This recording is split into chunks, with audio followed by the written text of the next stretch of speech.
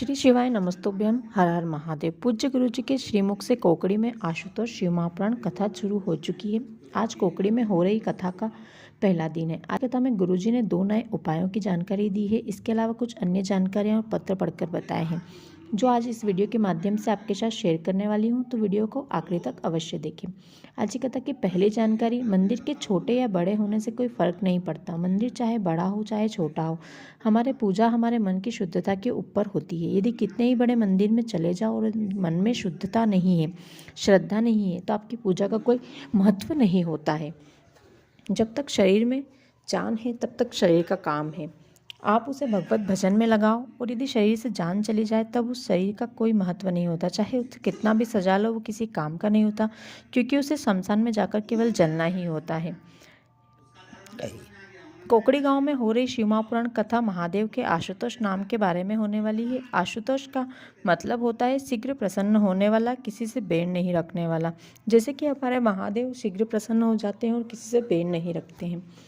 आज की कथा की अगली जानकारी, जब गुरुजी ने बताया जब आपको लग रहा है कि आपके जीवन में बहुत अधिक उलझनें चल रही, कुछ भी समझ में नहीं आ रहा है, तब महादेव के आशुतोष नाम का स्मरण आपको करना चाहिए।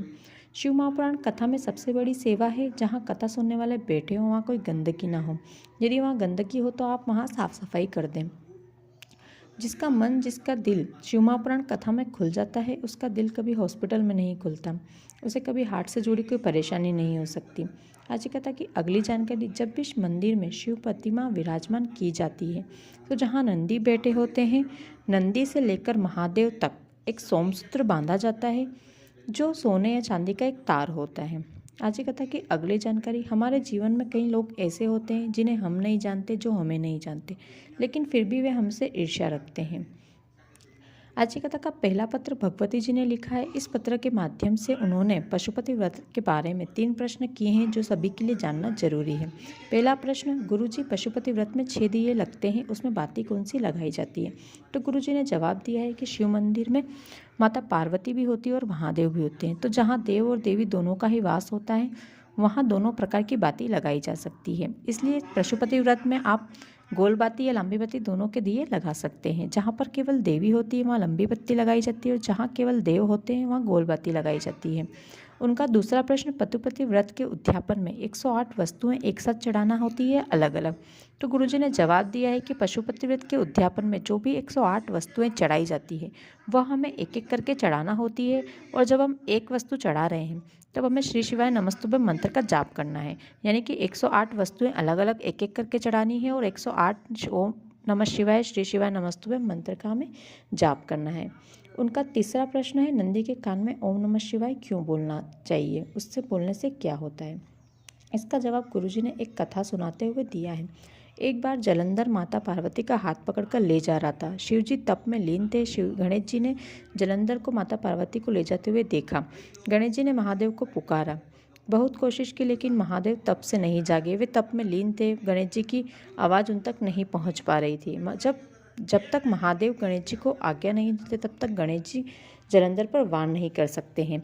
तब गणेश जी सब जगह से हार गए। तब गणेश जी ने नंदी के पास जाकर नंदी के कान में सभी बात बताई। जैसे ही गणेश जी ने नंदी के कान में बोला, तुरंत ही महादेव के नेत्र खुल गए। जब भी हम नंदी के कान में जब कोई अपनी समस्या अपने मन की कहते हैं तो वो तुरंत महादेव तक पहुंच जाती है। इसलिए हमें नंदी के कान में अपने मन की बात अवश्य ही करना चाहिए। आज की कथा का दूसरा पत्र जानकी जी ने रायपुर से लिखा है। वे लिखती हैं, गुरुजी मेरे पति मानसिक रोग से ग्रसित थे। 22 साल से वे इस रोग से ग्रसित थे। रोज़ दवाई लेते फिर भी उन्हें रात में नींद नहीं आती। फिर मैं आपकी कथा सुनना शुरू किया। जब फिर शिवजी पर एक लोटा जल चढ़ाना चालू किया, एक बेलपत्र चढ़ाना चालू किया। जल झेल कर लाती, चढ़ी हुई बेलपत्र औषधि के रूप में लाती और अपने पति को देने लगी। मेरे पति की दवाइयाँ बंद हो गई, वे रात में सोने भी लगे। उनका मानसिक रोग भी ठीक हो गया। इसके अलावा मेरे बेटे की जॉब कई वर्षों से बहुत दूर थी। मैंने बाबा से कामना करी, बाबा मेरे बेटे की जॉब मेरे पास ले आओ, उसकी ट्रांसफ़र हमारे पास में करवा दो। एक दिन मैंने बेलपत्र पर शहद लाकर बाबा को समर्पित किया और अगले ही दिन मेरे बेटे का ट्रांसफ़र हमारे पास में हो गया। दूसरा पत्र किरण जी ने बड़ौदा बाजार से लिखा है। वे लिखती, गुरुजी मुझे तकलीफ़ थी तो मैंने जांच करवाई। मैं बैठ नहीं पाती थी, मेरे कमर में बहुत दर्द रहता था। तो डॉक्टर ने जांच आने के बाद बताया कि मेरे कमर की नस चिपक गई है, 2 दिन के अंदर ऑपरेशन करना पड़ेगा, नहीं तो पैरालिसिस हो सकता है। मैं डॉक्टर से दवाइयाँ लेकर घर आ गई। दवाई बाबा के पास ले जाकर रख दी और फिर उन दवाइयों को कुंदकेश्वर महादेव के नाम से लेने लगी। रोज़ जल चढ़ाती, जल झलकर पीती, एक बेलपत्र चढ़ाती और औषधि मांगकर बेलपत्र खाती। 15 दिन बाद मैं बिना सहारे के खड़ी हो गई और चलने लगी। जिन डॉक्टरों ने ऑपरेशन की बोला था वो भी आश्चर्य में थे।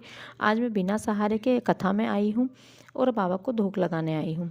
तीसरा पत्र अनसुईया जी ने बड़ौदा बाजार से लिखा है। वे लिखती हैं, गुरुजी 15-20 साल से मैं डॉक्टरों के पास घूम रही थी। सभी डॉक्टरों ने मुझे अलग अलग बहुत सारी बीमारियां बता दी। मेरे खेत बिकने की नौबत आ गई और परेशानी के कारण बच्चे गलत रास्ते पर चले गए। बहुत अधिक कर्ज में डूब गए। तब आपकी कथा सुनने लगी। रोज एक लोटा जल महादेव को चढ़ाने लगी। अशोक सुंदरी की जगह जल चढ़ाती, बाबा को लाल चंदन का लेपन करती, दिया लगाती, बेलपत्र के पेड़ के नीचे भी दिया लगाती। बाबा से विनती करती, बाबा सब कुछ बिखर रहा है, आप समेट लो। पशुपति व्रत भी किए। आज बाबा ने मेरा और मेरे बच्चों का हाथ पकड़ लिया। मेरे बच्चे जो गलत संगत में जा रहे थे, गलत रास्ते पर जा रहे थे, बाबा उन्हें वापस ले आए। मेरे कर्जे में डूब रही जमीन भी बाबा ने बचा ली। गुरुजी ने बताया, नंदी सबसे ज़्यादा तप में लीन रहने वाले हैं। इनसे ज़्यादा तप किसी ने नहीं किया है, इनसे ज़्यादा तप कोई कर नहीं सकता। इसके अलावा गुरुजी ने एक जानकारी दी है कि गुरुजी की कानपुर में होने वाली 13 जनवरी से 19 जनवरी तक शिव महापुराण कथा कैंसिल हो चुकी है। अभी जनवरी में कानपुर में कथा नहीं होगी। गुरुजी की अगली कथा 23 जनवरी से पावागढ़ में होने वाली है। इसके अलावा 16 फरवरी से 22 फरवरी तक सीहोर में रुद्राक्ष वितरण समारोह होने वाला है। सभी लोग सीहोर पहुंचकर फुलेरा दूज का महत्व जानें और रुद्राक्ष प्राप्त करें। आज की कथा का पहला उपाय, जब जिंदगी में बहुत तकलीफ हो, शिवजी पर एक लोटा जल चढ़ाने के बाद जब आप वापस आ रहे हैं तब थोड़ी देर नंदी के पास बैठकर महादेव को निहारें। अपने मन की बात नंदी महाराज से कहें। जब आप नंदी के पास बैठते हैं और नंदी से अपने मन की बात करते हैं तब नंदी आपकी बात तुरंत महादेव तक पहुंचा देते हैं। आज की कथा का दूसरा उपाय, यदि किसी के गृहस्थ परिवार में झगड़ा चल रहा है, पति पत्नी अलग हो रहे हैं, आपस में बातचीत बंद हो गई है, कई साल हो गए हैं, तो शिवजी पर आशुतोष का नाम लेकर जल चढ़ाएं। पति पत्नी में वापस प्रेम बनेगा और वे कभी अलग नहीं होंगे। आज की कथा का तीसरा उपाय, यदि आपका व्यापार अच्छा चल रहा है तो अपने चलते व्यापार से दान करें। यदि आपके कपड़े की दुकान है और अच्छी चल रही है और किसी की बेटी का विवाह है, उसके पास पैसे नहीं है, तो अपनी तरफ से आप कुछ कपड़े दान कर दें। यदि आपकी बर्तन की दुकान है तो आप कुछ बर्तन दान कर सकते हैं। इसी प्रकार जो भी आपकी दुकान जो भी आपका व्यापार है, जो आपकी दुकान है, उसमें से आप कुछ दान कर सकते हैं।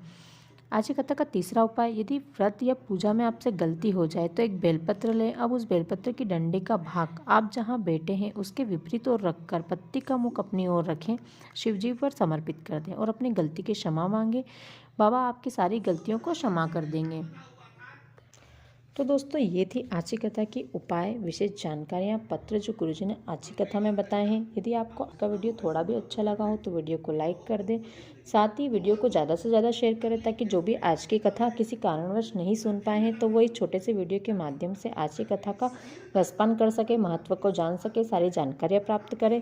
साथ ही कमेंट में हर हर महादेव, श्री शिवाय, नमस्तुभ्यम लिखना बिल्कुल भी ना भूलें।